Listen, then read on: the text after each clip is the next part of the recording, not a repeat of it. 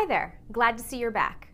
We are at our final lesson in this module. In this lesson, we'll practice the language and pronunciation skills that we learned in our previous lessons and apply them to a variety of specific scenarios or situations that you might actually have through phone role play. As I mentioned in a previous lesson, we use phones today in many different ways than in the past and may actually speak on them less and less. How much do you talk on the phone a day for business? Whether you talk less than an hour or for several hours throughout the day, the phone conversation is still a very valuable business tool. Unlike texting or emailing, it is direct and personal. Often, it can be the fastest way to answer questions, make a request, or solve a problem. There's no waiting involved. In addition, phone calls tell your listener that you are really interested in them, interested enough to take the time to call and talk to them. Also, many people prefer to discuss more serious issues or more personal ones on the phone. There's another part of phone conversations that make them especially valuable, and that's the message you give your listener just with the tone of your voice. Like body language, which we discussed in modules 1 and 2, tone of voice gives lots of information about you to your listener. It lets them know how you feel about something or about them. For examples, tone of voice lets your listener hear your smile. Tone of voice shows you're agreeable, friendly, and helpful.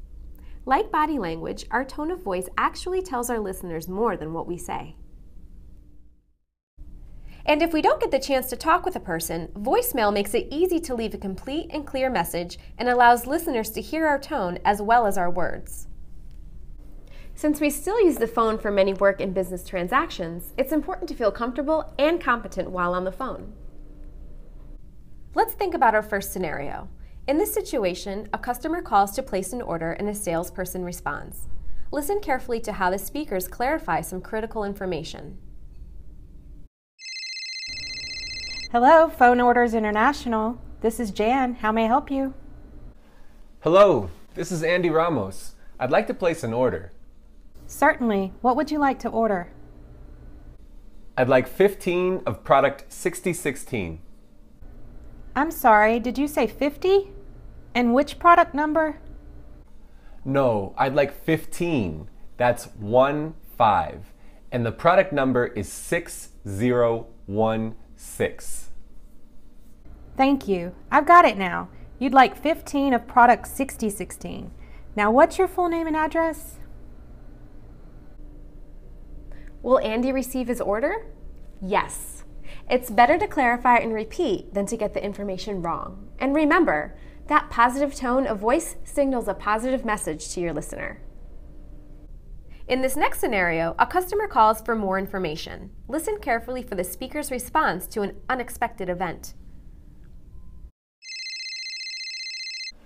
Hello. Good morning. This is Susie Lee. I heard about your business from a friend. Could you give me more information? Certainly. What would you like to know? I'd like to find out a little bit more about your company. Miss Lee? Yes? Excuse me, I didn't catch what you said. Could you say it again, please? Of course. As I was saying, Again, a quick request for clarification solves the problem and saves the call. In this next scenario, a worker calls his manager to ask for help with a problem at work. Hi, Michelle. This is Jeff. Hi, Jeff. What's going on? Actually, I'm having a problem with one of my team members. Could you give me some advice? Certainly. Thanks so much. I really appreciate your help with this. Since you've been out of town, this is what's been going on.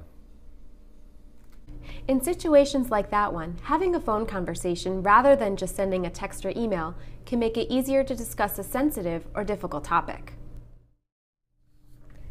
Let's quickly review what we did in this module. In Lesson 1, we looked at phone language, and in Lesson 2, how to pronounce keywords and numbers.